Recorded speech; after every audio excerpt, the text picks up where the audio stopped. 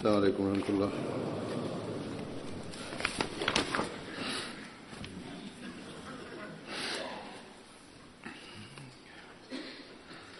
أشهد أن لا إله إلا الله وحده لا شريك له وأشهد أن محمدا عبده ورسوله أما بعد فأعوذ بالله من الشيطان الرجيم بسم الله الرحمن الرحيم الحمد لله رب العالمين الرحمن الرحيم مالك يوم الدين إياك نعبد وإياك نستعين اهدنا الصراط المستقيم صراط الذين أنعمت عليهم غير المغضوب عليهم ولا الضالين. Нашия пророк Мухаммад Мустафа саллаллаху алейхи ва саллям неговия един последовател беше Хазрат Джабир бин Абдулла.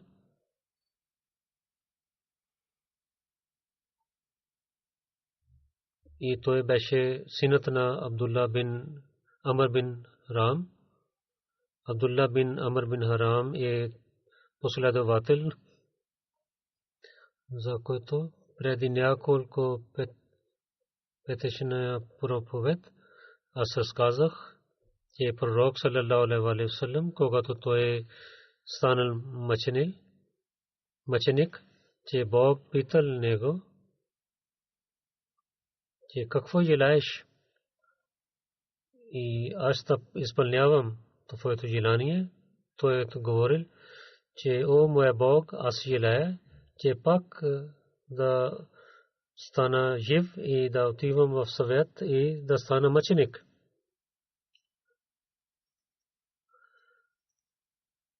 Това беше против традицията на Бога, за това Бог каза, няма да стане така.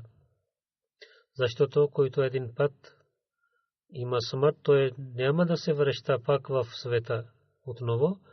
Ако има друго нещо, кажи. И как той е жертвал по пътя на Бога, и Бог как имал обич към него, това показва. Джабир бин Абдулла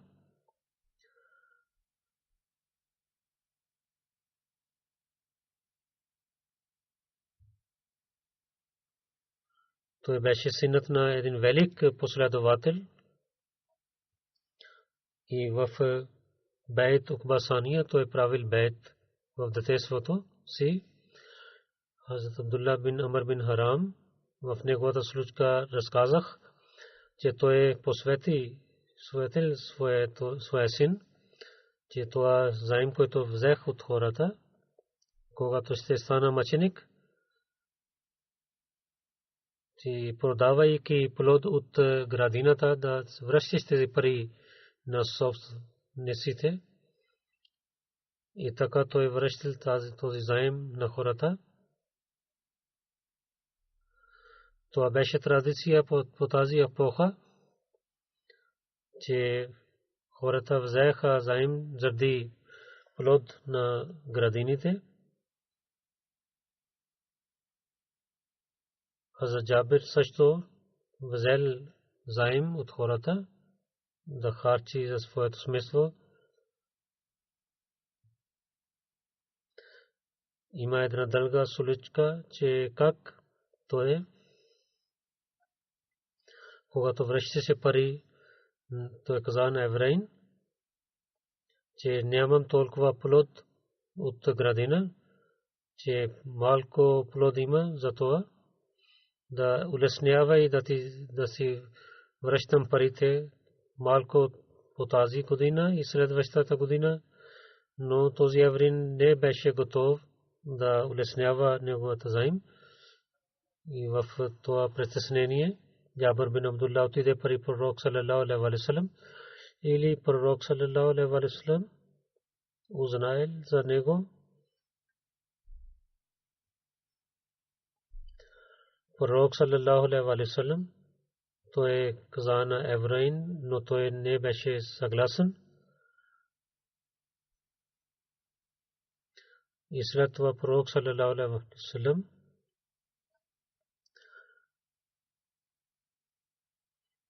как той е помогнал на своя последовател да се връща този заем.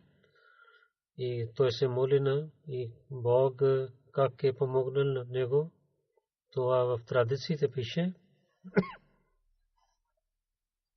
Тук искам да ви кажа,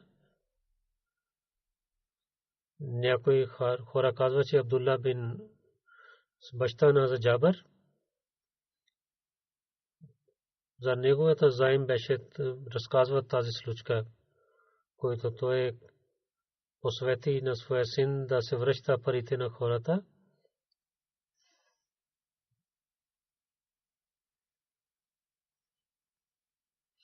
Нямаше толкова плод и много трудно беше да се връща пари. И както ви казах, тази новина пристигна до пророк саллалаху алейхи ва саллям, но в книгата Бухари тази традиция така, че това не беше за негова баща, това после стана тази случка. Каквото има, но пророк саллалаху алейхи ва саллям, нека Бог да благослови, както и обичаше на своите последователи, и как Бог приел неговата молитва, и както ще разказваме тази случка. Джабър бин Абдулла разказва, че в Медина беше един евреин, който чакаше, че аз да имам плод от градина, аз взех винаги заем от него. Моя тази земя беше до кладенец Рома и една година мина, но нямаше толкова плод и не беше готов градината. И този евреин той дойде да вземе парите си, да взема, но аз нямах толкова плод. Той каза, че аз му казах, че да улеснява тази работа за една година, но той отказал. Той имаше намерение, че може би той ще вземе цялата градина от мен. Тази новина пристигна до пророк саллалаху алейхи ва саллям. Той каза на другите последователи, че ние да отиваме при евреин, че той да улеснява на работа на Джабър. Той с няколко последователи, той е дошъл пари в моята градина и той говори с евреин, но евреин каза, че о синът на Абул Касим, той така говори на пророк саллалаху алейхи ва саллям, аз няма да приемам твоята молба. Тогава пророк саллалаху алейхи ва саллям и той ходил, вървел в градината и пак той говори с евреин.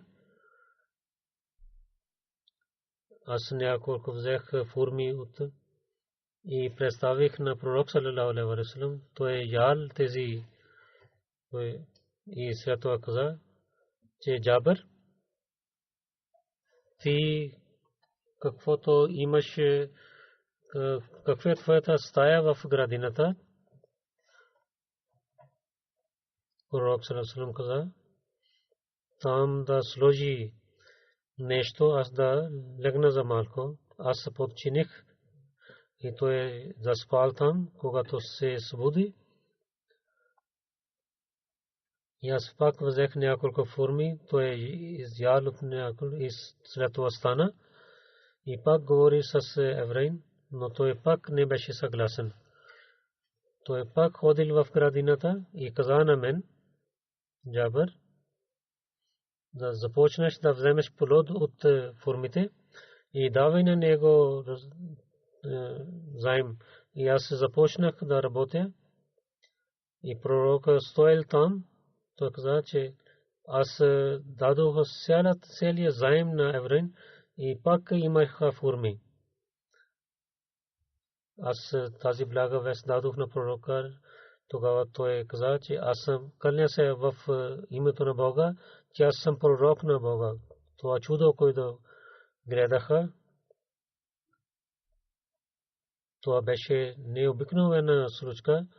Това беше защото Бог приема моите молитви и дава беркет в моята работа.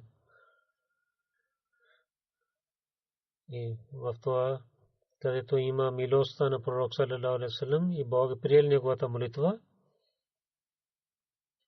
където има беркет в плодовете, ние гледаме това, там да плаща заем, гледаме колко неспокойни бяха последователите. Тази душа в истинския вярващ трябва да има и това да стане един знак за него. Когато ние гледаме в нашето общество, казвайки, че ние сме Ахмади, но не се обръщат към това и не се връщат парите обратно и много години така те прекарват. Ние трябва винаги да помним и обещания Масия алейхиссалату вассалам, да помним неговите тези думи, че след когато влязохте в моя бед, трябва да подчинявате примерите на последователите. Тогава ще гледаме това красиво общество, което трябваше да стане след идването на Махди и Масия.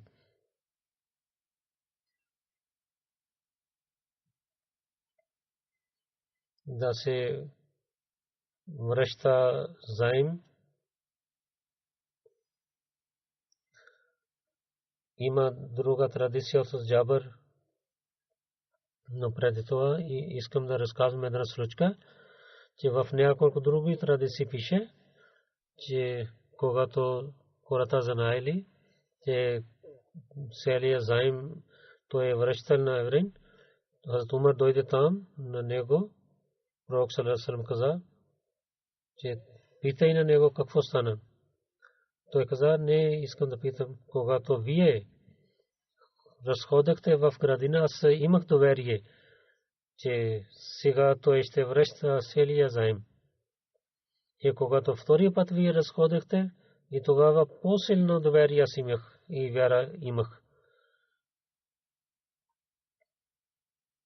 Както ви казах, че важността да се връщаме заем, има една традиция от Джабър разияллаху анху, че един последовател има 2 динар заем и той почина, тогава пророк саллаллаху алейхи ва саллям той каза, че аз няма да правя неговата джаназа. И след това другия последовател каза, че аз ще връщам този заем. Тогава той се моли неговия джаназа намаз. И втория ден той каза, че той питал на този човек, който каза, дали ти си връщал тези 2 динари обратно или не. Това е важността да плащаме заем. Трябва да имаме притеснение в себе си. Но има една друга традиция от Джабър, че пророк саллаллаху алейхи ва саллям каза, че ако някой вярващ изостави пари, това наследство ще има за неговото семейство. Ако някой изостави заем и има имущество, но не може да плащат този заем, или той изостави децата без пари, тогава ще правим така, че държавата ще изплати това и далечните хора ще дават заем обратно. И ще гледат сираците и да Ислам много важността разказва за да гледаме на сираците. Те са две различни традиции. На една страна той каза, че няма да рецитирам намаз джаназа, за който имаше заем за 2 динара, но от другата страна той каза, че това е далечността на държавата. Те са различните места и първо е, че хората, които вземат заем, че те трябва да връщат този заем и той посвети на неговите роднини, че те да изпълняват своето далечността, да се връщат тези пари. И на друга случка той каза, че това е далечността на ислямската държава, да гледат на сираците. И ако човек починал и той няма пари да се връща заем, тогава държавата да помогне. Това е за ислямските държави един урок, който пророк саллалаху алейхи ва саллям ни е дал, че как ние ислямските държави да гледат своите хора и народа, но с уяс най-повече, които вредят правата на народа си, то сега ислямските държави вършат. Пророк, нека Бог да го благослови, как обичаше на Джабър, има друга случка, един човек разказва, че аз отидох при Джабър бин Абдулла Ансари и му казах,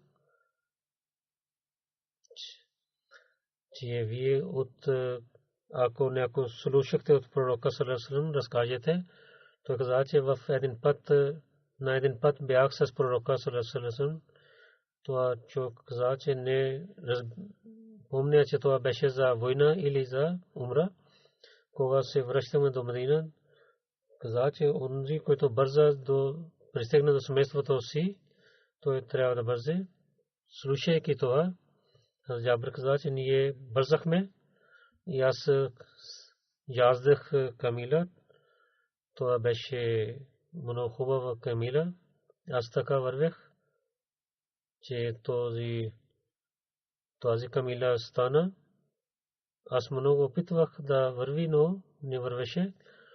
Пророк саллаллаху алейхи ва саллям, когато гледа, и той каза, че Джабър, че да седни с добър начин, и след това той удари на тази камила.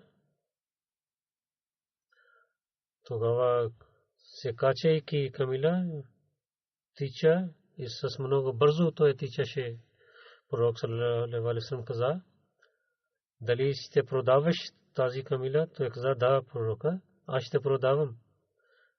Тогава, когато пристигна в Медина, пророк саллаллаху алейхи ва саллям с много последователи, той влизна в джамията, аз също отидох с него. И там остави камила до джамията. Аз казах, че о пророка, това е вашия камила. Тогава отидайки, пророк саллаллаху алейхи ва саллям приближи до камила и каза, това е моята камила. Тогава пророк саллаллаху алейхи ва саллям дал много злато, каже, дайте на Джабър. Дали ти си взел цялата сума? Аз казах, да. Тогава той каза, тази сума и камила двете са за теб. Пророк саллаллаху алейхи ва саллям, обичайки на него, бъдейки милост, и също връщал камила и също дал пари на него. Може би това беше в една традиция, пише, тази камила докарваше вода и неговите войци също използваха тази камила, че защо си продал, как ще вземаме вода. Това беше милостта на пророк саллаллаху алейхи ва саллям към своите последователи, и тези последователи, които жертваха по пътя на Бога с техните деца, той отнасяше така.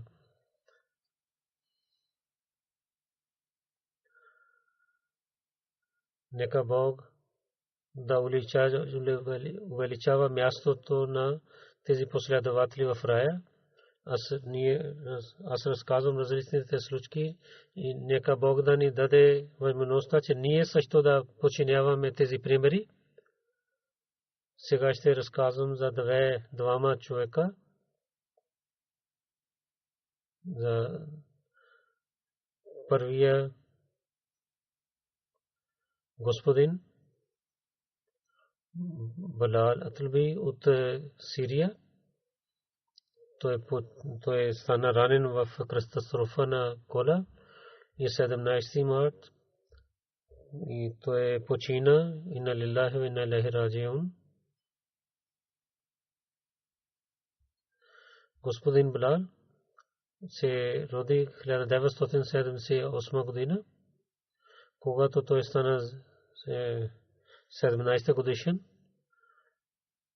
Той отиде да работи в една пари доктор, където той след малко време той правил бейт. Доктор Сахиб каза, в Сирия от 2010 година в различните Ахмади семейства ние се молихме молитвите.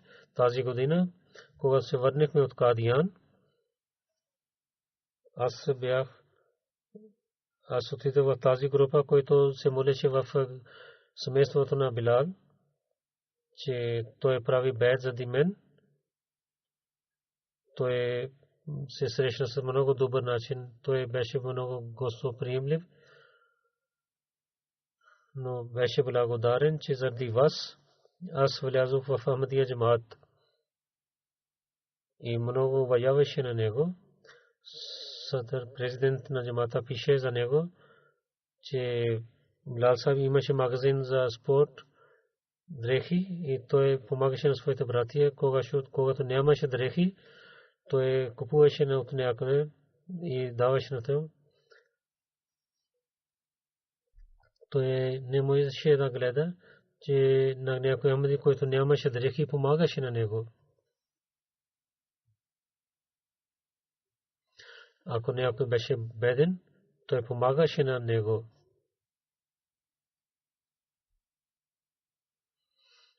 Той много помагаше на своите деца.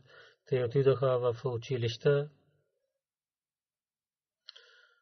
Той почине преди да ведени. Ние се молихме в неговата къща. Сектори Мал каза, че той за васият, рикеди, вакфеди, всичките чанди той платил. И той купил нова земя. Той също влязъл в това васият. Винаги раздаваше данъка закат по пътя на Бога, помагаше на хората, винаги спазваше своите молитви и се молеше. И с халифа имаше много силна връзка и винаги слушаше моите проповеди. Президент каза, че и следваща, когато разказах това хутбе, той плачеше, слушайки, винаги казваше, че може би халифа казва на мен тези думи. Той изоставил един син, който е 11 годишно момче и едно момиче 12 годишно. Неговия брат, големия брат е Ахмади в Германия, но двама братия и една сестра не са Ахмади. Те много бяха неговите противници. Когато дойде време за джанази намаз, Бог така направи, че неговия брат каза, че Ахмади да рецитират и идете в нашата джамия и там да се молите неговия намаз джаназа. С благословите на Бога много хора се молиха след нас намаз джаназа за него. Друго ще разказвам Салима Мир, Господ, съдълежна, бившия съдълежна Крачи, който беше дъщеря на Дар Сахиб. Тя също почина 17 март 2008 година. 90 годишна беше.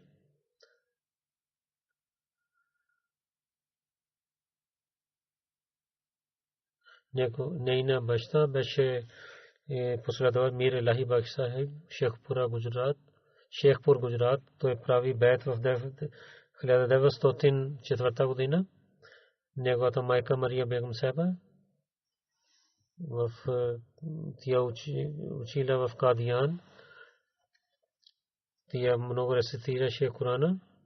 1946 година Лима Мир Саба се мъжи. И когато раздели Пакистан, те приселиха в Крачи. 1961 година отидоха в Иран. Там бяха 3-4 семейства Ахмади и за петъчна молитва и събрания правиха там. 1964 година почина нейния мъж. След това Мир Манулла, нейния брат, тя дойде в Крачи с 8 деца. Така тя възпитаваше своите деца и до бакалавър тя учи и след това тя работеше в дафтар Лъжна, офис Лъжна и даваше почта, отговори на почтата. И след това тя работеше на различните места в Лъжна, Крачи. 1981 година, когато беше комисия за Мунтазма кмети, третия халиф каза, че тя ще бъде председател на Мунтазма кмети. Тя каза, че третия халиф каза, че ти си председателка за тази комисия. Когато той зовил, аз се чувствах и мислех, че как ще изпълнявам това задължение. Една страна трябваше да подчинявам на имама и другия, че аз бях много слаб и нямах опит, че как да ще изпълнявам. Тя каза, че много се молих и плачейки Бога, че и така започнах работата си и много правих събрания Маджлис Амла. Отидох в местата и на тях на всичките почитание и връзка с и подчиняване учението на исляма и да нямат лоши традиция някои юни. И сега има такива мъже, че те обвиняват на системата. Не трябва да обвинявате на системата и много да се иска да прошка от Бога. Това посветих. И така писах писма на третия халиф с благословието на Бога, че в джамата Крачи и Лъжна юните много развити имаха. 61 година тя, когато тя започна работа в Ирана и в Пакистан 86 година, когато Лъжна Крачи пак имаше връзка с централната Лъжна, четвъртия халиф каза, че тя ще стане председателка на юните Лъжна в Крачи и до 77 година тя беше председателка. И Лъжна Крачи много публикуваха книги и много работиха в нейното време. 60 книги и 2 записания те публикуваха. И Дайралла клас започна по нейното време. Четвъртия халиф беше много доволен от нея и каза, че ти работиш с благословението на Бога с много хубаво и аз се моля от сърцето и нека Бог да ти даде радост и здраве и да помогне на твоите всичките помощници в този свят и в следващия живот. Много случаи има четвъртия халиф и третия халиф. Много хвалиха нейната работа.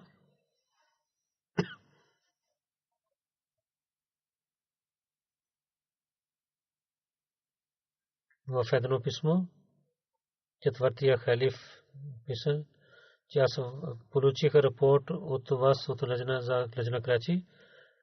Аз много уважавам от сърцето си вашата работа и търся добрина за вас от Бога си. И нека Бог да ни, че аз да гледам тези неща, които съпомнявам.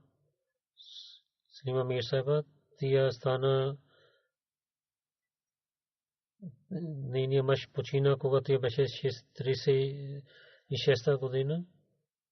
винаги беше благодарен на Бога. Нейна дъщеря каза, че винаги мислеше позитивно и това иска да гледаше в своите деца. Една нейна дъщеря каза, че моя мъж, когато стана болен, това беше крайна болест. Моя майка Салма Мир беше при мен. Най-първо, което ти дадат, това беше книгата на обещания Масия Малфузат. И каза, че когато твоя баща почина, аз четох тези Малфузат и всичко дадох на Бога. И тя казваше, че винаги обичате на Бога и този обич да стане силен от другите всичките обичти. Тя дъщеря каза, когато моя мъж беше крайно време да почине, доктор каза, подпиши.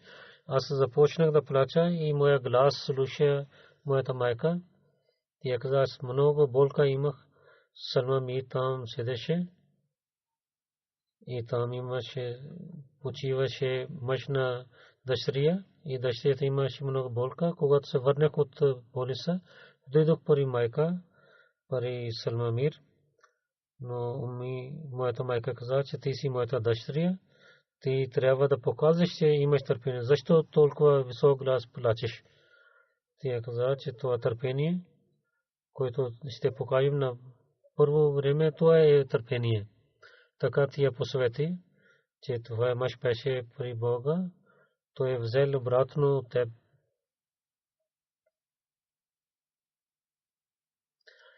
4 дъщери имаше първия син, но той почина. Тя много с търпение каза, че Бог е взел, той е дал, той е взел. Много се молеше пред Бога.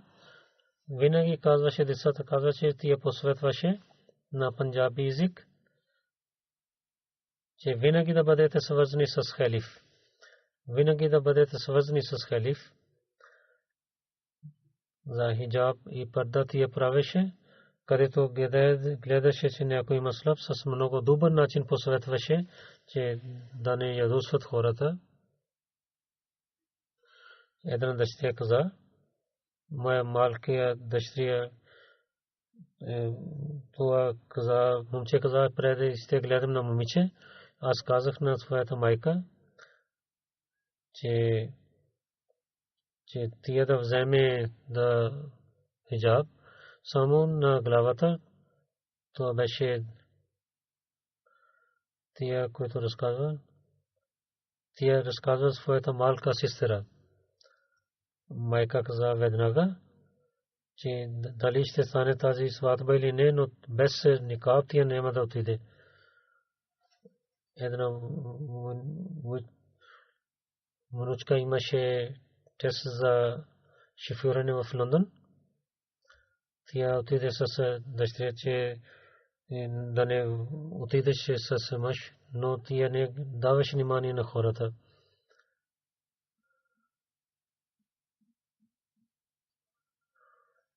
Винаги да вземат хиджаб и да никаб, тя винаги посъветваше, че думите на халифите, има една книга за жените, ओढ़ने वालियों के लिए फूल तो है името на тази книга, че ако искате да вземете светове, да вземете, когато вие ще вземете хиджаб. Една внучка каза, че когато аз имах време за сватба, книга за Хазрат Наваб Мубарак бегам тя подари на мен, че трябва да четеш много пъти тази книга.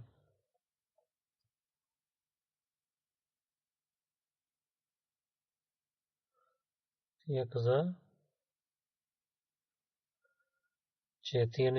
че не жените те момичета да остават в някакво събрание.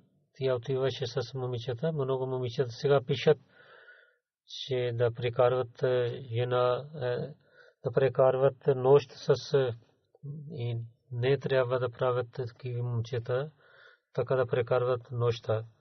Ако някой не се молихме сутринна молитва, тя не говореше с нас целия ден.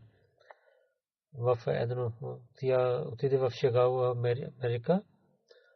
Някой тя една жена искаше да прави да танцува, тя хвана на нея, каза, че затворете. Ти не знаеш, че какво казват ме, които танцуват на тези жени. Тя гледа на една християнка момиче, учи на нея много молитви и много. Тя каза, че аз бях половин Ахмади. Амтул Бари Насасева пише,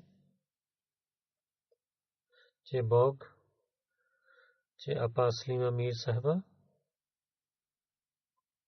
тя много служи на жените на Крачи. Тя не е сега в този свят, но на тези жени, които бяха възпитавани от нея, ще оживат нейната работа.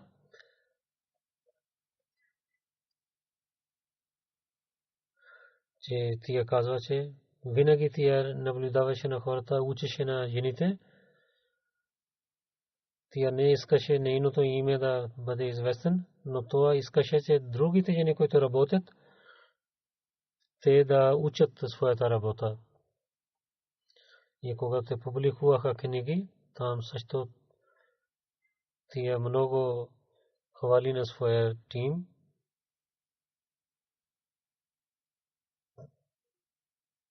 Много пъти, когато отиваше в различни държави, че самият тя, пишейки на центъра, и че другата председателка да работи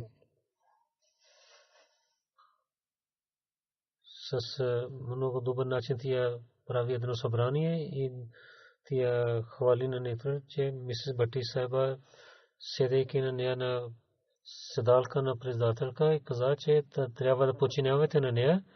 И така тя че тя прави така.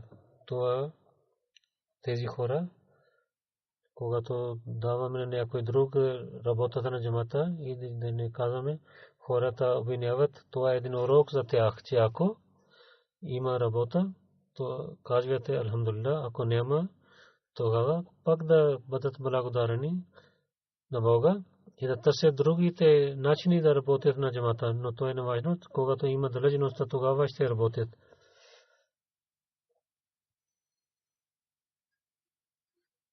И след това каза, че с много добър начин върши своята работа. Когато говорихме с нея, тя не казваше на другите. Тя пише, Абдул Бари Насасева, не знам, че колко тя скриваше новините на другите хора. Това е много хубав атрибут, който мъже не спазват тези неща. Амтул Нур Сайба от Карачи пише, че Салима Мир Сайба много обичаше на хора, много помагаше, много пред самирение имаше и много за добър начин върши своята работа и винаги усмихваше и много хубаво лице тя имаше и много хубаво сърце тя имаше. Тя каза, че аз, когато стана председателка, казах, че много голям регион имам, аз нямам кола и нямам опит. Тя каза, че там живее моята дъщеря. Ако искаш да пътуваш, казвай на нея, тя ще даде кола, или ако се казваш на мен, аз ще изпратя моята кола. Да не притесняваш. Много предаността имаше и винаги работеш с работниците. Сектор Насра Ишар пише от Карачи. Апа Слима Мир Сайба от 86-та година работя с нея. Тя много помагаше на бедните и много смирение имаше. Една жена, която отделише от джамата, някой каза, че тя е болна и тя има много хубави неща при нея. Четвъртия халиф Апа Слима Сайба с много добър начин правихме връзка с нея, но тя почина преди това И каза на неговата роднина, че ако имате такава, ще ви дадем пари, че дайте на нас. Че защо беше една традиция, история, ние имаше един куфър. Там бяха писма от обещания Масия алейхи салату ва салам и също бяха няколко написани неща от първия халиф. И този куфър беше историчен и с много добър начин тия взе този Ахмади Хатун, тия също даде пари на нея за лек. Всеки, който пише за нея, това пише, че беше много добра жена, много смирение имаше и много добър морал имаше. С халифа винаги беше свързана и така посветваше на другите, винаги вършеше добрини и посветваше за добрините, своите или за другите, на всичките. Тя посветваше на себя, а не така, че на своите деца да не гледа. Тя също посвети на своите дъщери. И много поваваше в Бога. Винаги беше доволна от Бога. Нека Бог да увеличава нейното място в рая и нейните деца и дъщери да продължават нейните добрини винаги. Сега след петичната молитва се рецитират тези 9 невидимите намази джаназа.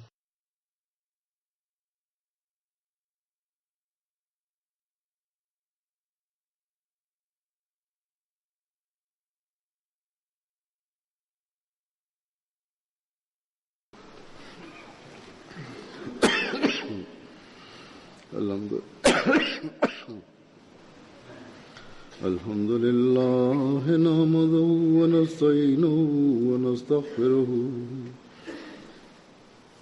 ونؤمن به ونتوكل عليه ونعوذ بالله من شرور أنفسنا ومن سيئات أعمالنا من يهده الله فلا مضل له ومن يضلل فلا هادي له ونشهد أن لا إله إلا الله ونشهد أن محمدا عبده ورسوله عباد الله رحمكم الله إن الله يأمر بالعدل والإحسان وإيتاء ذي القربى وينهى عن الفحشاء والمنكر والبغي يعظكم لعلكم تذكرون اذكروا الله يذكركم وادعوه يستجب لكم ولذكر الله أكبر.